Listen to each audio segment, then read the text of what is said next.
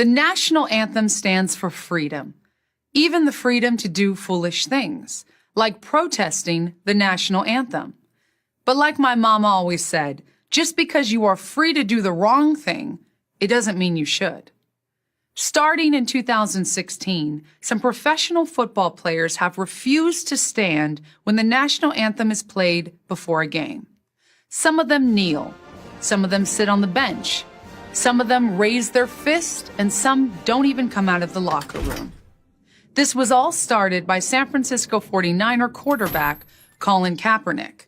His idea was to protest the alleged mistreatment of Black people by police and by America in general.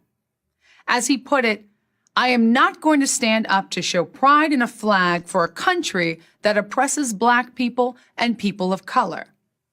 Kaepernick no longer plays in the league because apparently NFL owners are racist against backup quarterbacks who don't throw well. But his protest lives on and has spread to college and high school athletes. Even elementary school kids have gotten into the act. I like football, and I sing the anthem publicly at events. This doesn't make me an expert, but I've got a problem with some things here. First, the protest is based on something that just isn't true. And second, even if it were true, the protest is misdirected and self-defeating. Let's start with problem one. Despite what we're told by Black Lives Matter and their media allies, the police are not engaged in a coordinated campaign to destroy the Black race. As Harvard professor Roland Fryer, who happens to be Black, and others have shown, there is no evidence of racial bias in police shootings. In any case, the thing that makes headlines, police shootings of unarmed Black men, is very rare. How rare? Statistics show that an unarmed Black man is more likely to be killed by lightning than a policeman. So if police are trying to persecute Black folks, they're doing a really bad job. Am I saying racism doesn't exist? Of course not. Am I saying racist cops don't exist? Of course not. But I would say this: Blacks have a lot more to fear from Black criminals than from the police. The police keep us safe, and they risk their lives every day doing it. That sounds like it's a lot more deserving of a thank you than a screw you. Now, problem two. The protest is misdirected and self-defeating. The American flag and the national anthem are symbols that represent our country.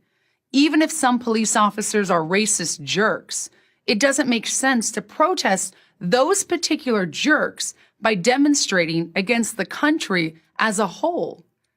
Martin Luther King Jr. protested discrimination against Blacks on city buses by boycotting city buses.